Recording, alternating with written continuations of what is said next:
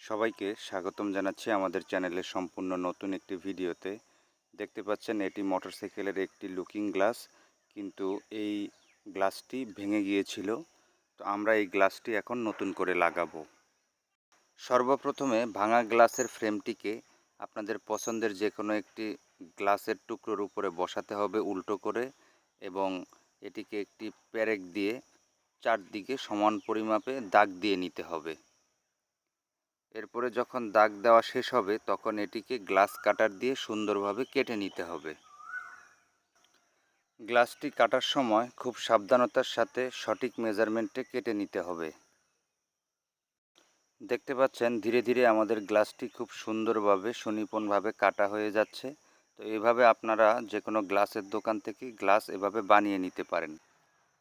Glass কাটার দিয়ে glass কাটার শেষে বাড়তি অংশগুলোকে আস্তে করে বের করে নিতে হবে।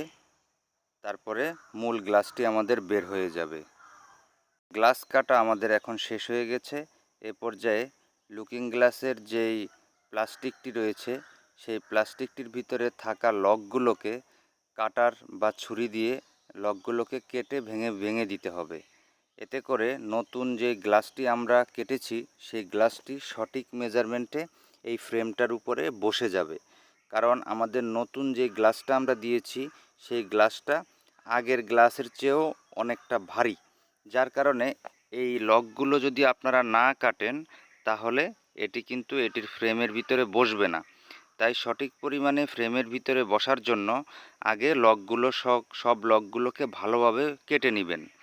তারপরে আমরা যেই লুকিং গ্লাসটি কেটেছি সেটি সুন্দরভাবে বসিয়ে দিতে হবে। এ পর্যায়ে কাটা গ্লাসটিকে সেই ফ্রেমের ভিতরে সঠিক মেজারমেন্টে বসিয়ে ভেতর থেকে বা পেছন থেকে সঠিকভাবে খুব সাবধানতার সাথে চাপ দিতে হবে, এবং সব ঠিকঠাক থাকলে এটি একেবারে সম্পূর্ণ ফ্রেমটির ভিতরে বসে যাবে। তো এটি চাপ দেওয়ার সময় হাতে চাইলে একটু ন্যাকড়া বা আলাদা সুতির কাপড় নিয়ে নেবেন, তাতে হাত কাটার সম্ভাবনা থাকবে না। মূলত যারা গ্লাসের কাজ করে থাকে তারা এই জিনিসটি খুব পারফেক্টলি করে থাকে। তারপরেও আমি বলে দিচ্ছি। তো এটা আস্তে আস্তে দেখেন আমাদের এখন গ্লাসটা মোটামুটি ভিতরে ফিল হয়ে গেছে। তো এ পর্যায়ে আমরা গাম দিব। তো আমাদের ফ্রেমটা এখন সম্পূর্ণভাবে বসে গেছে। এবার আমরা চারপাশে যেই মানে ভাঙা কাচের যে টুকরোগুলো, মানে কাচের যে কর্নারগুলো ভাঙা দেখাচ্ছে, মানে ভাঙা ভাঙা দেখাচ্ছে, সেগুলো রিমুভ করার জন্য চারপাশে আমরা একবার আঠা দিয়ে জুড়ে দিব।